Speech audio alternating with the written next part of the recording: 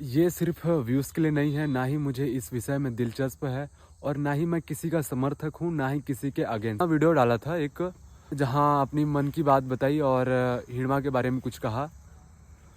तो अब उस विषय को लेके लोगों ने मेरे डीएम में इतने भद्दे-भद्दे मैसेज डाले थे, जिसे पढ़कर मुझे सच में ये वीडियो बनाने पे मजबूर होना पड़ा। जहाँ मैंने बात करी थी, लोगों को लगा कि मैं उनका समर्थक हूँ। पर एक बात बता दूँ, जब हिड़मा के मरने के बाद कोई उसके मरने के बाद सहानुभूति व्यक्त कर रहा था, कोई उसके अगेंस्ट हो रहा था। तो उन दो वर्गों के बीच का इंसान हूँ मैं। और एक बात बता दूँ, मुझे नक्सली हमलों में मारे गए जितने भी जवान और लोग मारे गए और नेता मारे गए, उसका मुझे दुख है।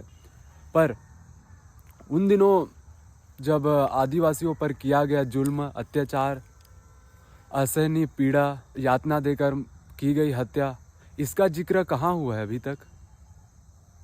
उस टाइम भी तो आदिवासियों को मारा गया ना। मैं काउंटिंग नहीं बताऊंगा कितने लोगों को मारा गया, पर उस टाइम जितना लोगों को यातना पीड़ा दिया गया, उस बात का जिक्र किसी को नहीं है, ना ही किसी को जानकारी है, ना ही किसी ने कवर किया।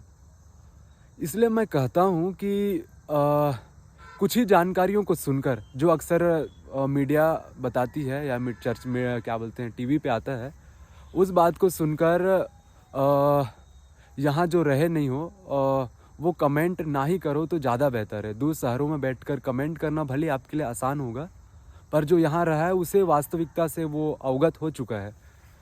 और मैं फिर से कह रहा हूँ, ना ही मैं किसी का समर्थक, ना ही किसी के अगेंस्ट, बस मैं अपने विचारों को रख रहा हूँ। और मेरा जो डीएम है वो इतने भद्दे कमेंट से भरा था, इसलिए मजबूर होकर मैं वीडियो बना रहा हूँ। और हाँ, ये नक्सली मरने से विचारधारा ख़त्म नहीं हो सकती। उस वीडियो में मैंने कहा ना कि मैं हिड़मा का समर्थक बना। यदि आदिवासियों पर जुल्म ना करो, उन्हें उनके हिसाब से जीने दिया जाए, उनके हिसाब से विकास किया जाए, तो मुझे नहीं लगता कि कोई मजबूर होगा। यदि उन्हें न्याय मिले तो कोई मजबूर नहीं होगा आदिवासी नक्सली बनने के लिए। हाँ, अगर मैं गलत हूँ तो कमेंट कर सकते हो, गाली दे सकते हो, जो करना है कर सकते हो। पर मैं बस्तर में रहा हूँ, अबूझमाड़ में रहा हूँ, तो मुझे इन बातों का अच्छे से ख्याल है और सोच समझ के मैं बोल रहा हूँ। तो अगर मैं गलत हूँ तो कमेंट कर सकते हो, मैं गाली सुनने को भी तैयार हूँ। धन्यवाद।